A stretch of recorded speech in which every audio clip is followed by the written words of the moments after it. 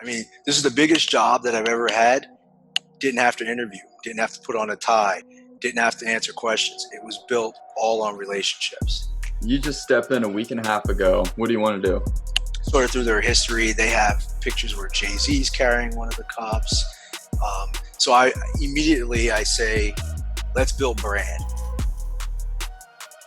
For those that aren't following you on Instagram, man, you've been showing what you do on a day-to-day basis. It's crazy. I don't know how you pull it off. Yeah, I think, and I got this from Gary Vee, where Gary Vee said, wouldn't it be interesting to see Jeff Bezos in his garage, right, packing up the first books, right? He said that would be gold, right? And not to say that I'm Bezos or anything, but as I get further along in my career, it's good to see like I'm just a regular guy with like an incredible amount of hustle, right? And that's it. Totally. Yeah, you can definitely see that.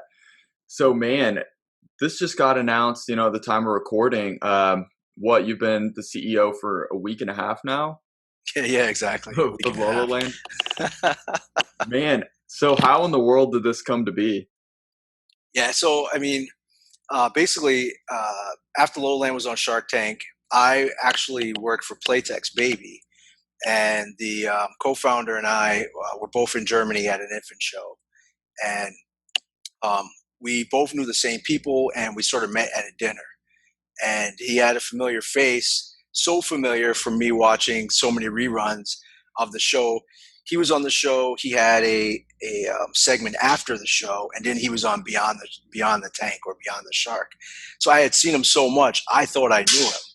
And he was like, "You don't know me," and I'm like, "No, dude, I know you." And then finally, someone's like, "You might know him for Shark Tank," and it was like, "Oh my god!" So I was just like, I was almost like starstruck, right? And he's just like a regular guy. But from then, we sparked a relationship, and it's been over 4 years.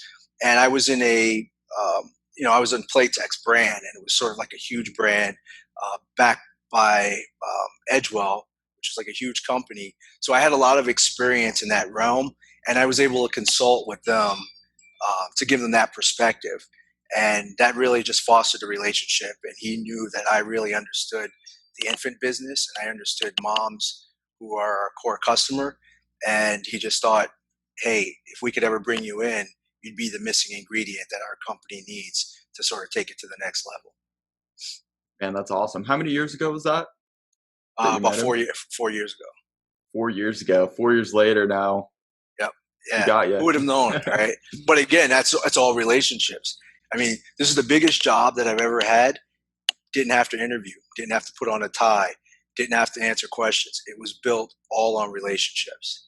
And if you would have told me that 4 years ago, I would have been like, because people always say that, right? At some point, it's like who you know, and I used to call that all crap. I was like, oh, come on, man. But like, totally, that's exactly how this came about. Man, that's so cool. And for those that don't know, Lollaland was picked up and invested in by Mark Cuban and Robert Herjavec. So pretty crazy, couple of big names. And you're telling me before that Mark Cuban is actually the owner of Lollaland's phone, and he was showing Yeah, that off to you yeah, 4 years ago. yeah. It's incredible his engagement. I mean, you can send Cuban an email, and I mean, this guy's a billionaire, right? A billionaire, um, and he responds in like 15, 20 minutes. Yeah, it was just like unbelievable. Yeah, Man, he's he such a watches like beast. every dollar. Yeah, he seems like that guy. He's so engaged. He's not, a hands-off type of owner. Do you know how much he was involved with the company over the past 4 years? No, I know they had like weekly or I want to say at least quarterly check-ins, and I know with Robert's group they also had like normal check-ins where kind of state of the business. Are you achieving your goals? Or you're not achieving your goals, and sort of keeping them on pace. But beyond that, I don't know too many of those details. Right. Yeah, and things are just kind of unfolding here, so not sure how much you can discuss. But Robert and Mark actually sold out of the company. It sounds like. Yeah. So basically, their whole job was invest in the company, help it grow to a certain level, and if your company can be acquired, then that's a success, right? And that's basically what happened. So they basically worked with Mark and Hannah, the co-founders, got them to scale, and basically investors came and decided to buy the company. So it's technically it's been sold. Cool. Yeah, that's something I don't think a lot of people think about, and they might imagine that these Shark Tank guys just keep these companies forever. But I think this is more of a typical goal of getting to the point where you can actually sell and make a quick profit. I mean, granted, 4 years, but that's relatively quick, right? Yeah. Um, do you know? I mean, that seems like that was the goal from the beginning for them, right? Was actually be able to sell at some point. Well, I think this sell. Well, I think when they invest, I think it depends on the company, and a lot of times, you know, do you want to be an owner operator? Do you just want a royalty? So I think each company has its own strengths and weaknesses, and I think based on that to decide if it's a kind of owner operate play or if it's just hey, let's just position it for an acquisition. Awesome. So you just stepped in a week and a half ago as newly announced CEO. Where do you start? What do you want to do? Yeah, so for me, the value is brand equity. I mean, they have a really strong brand. A lot of it's because of Shark Tank, um, but the logo, the name, the cup, it's all recognizable. If you look in sort of through their history, they have pictures where Jay Z's carrying one of the cups. So I say, let's build brand, right? Let's stand for the mom, right? So we sort of sit down, we go through a few weeks of sort of their history, their troubles, and where they're going in the future. And I say, okay, we're not going to be a product anymore.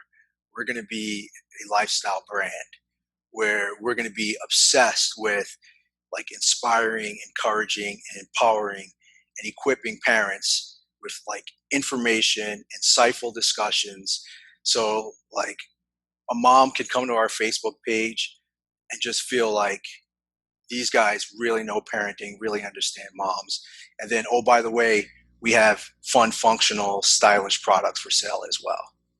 So it's all about brand building. I'm not Yeah. going to sell you a cup on Facebook, right? I'm going to sell you a place where you can come, meet with other moms, talk to people who really understand the industry and products. And if you so happen to want to buy a cup, you can click over here. Cool. I like that. So would you say that's maybe been an area where they've lacked a little bit in the past, where they've been known for more of the product side, but not as much of a lifestyle brand, and that's where the opportunity is? Yeah, because I think when people talk about social media and social media marketing, they really confuse branding with selling. So I think when you're on Amazon and you're running PPC, you're selling on Amazon. You're selling on Google Ads. Facebook and Instagram, you're marketing, right? And I think that's where a lot of brands, and again, coming from a big company, corporate really doesn't understand that at all. And selling gives you instant results. And when you have to meet quarterly results, you feel pressure to sell. Marketing gives you long-term results, right? Like a Supreme shirt, it might cost you like $60 for a t-shirt, right? Because that's marketing. Beats by Dre, right? It's a 13, we all know it costs $13 for those headphones, right? But you'll pay 120. So it's the marketing, the long-term marketing gives you the ability to create the lifestyle to sell more luxurious products, right? And I think that's sort of where we are. We're just, and if you don't have that experience, you don't have that context, you feel pressured to sell and meet those quarterly objectives. But when you sort of put money as even a third goal, right, not even the first or second, it allows you to sort of build the community that you would want if you're that consumer. Yeah, I love it. And that's such a nice long-term approach too, of developing that brand loyalty and, getting customers that, might be around for 20 years, thinking of the whole life cycle, of a customer, and not just that one sale that a lot of corporate heads might think about, but Yeah, and then that doesn't the other last. thing, it does is if Facebook goes away, if Instagram goes away, if all these platforms, if Amazon goes away, right? We have our own website. We're direct to consumer. So if you have a lifestyle brand, if you have consumer loyalty, if you have retention, they will find you, right? You don't need Facebook. Facebook goes away, we still have sales, right? So that's sort of the game plan, because all these platforms are temporary. TikTok can be gone tomorrow, right? As we can see, Yeah, right? literally. So yeah, Awesome, man. And for those that don't know, I mean, Lollaland is all over the place as far as product goes. Like they offer so much. What are kind of the main sellers from the brand? yeah. Right now, the cup itself has been sort of a staple, and the genius behind the cup is it offers a straw that allows babies who have difficulty drinking out of a straw, or it's like their first straw cup. Because when a kid, I don't want to get too far into this, but when a kid drinks from a spout cup, they start picking up the cup. And now this has a weighted straw. So when they pick up the cup and drink from the straw, the weighted straw actually keeps it into the liquid. And then for kids who have trouble sort of sucking through a straw with a valve, this is valveless. So it's just an easy flow of liquid.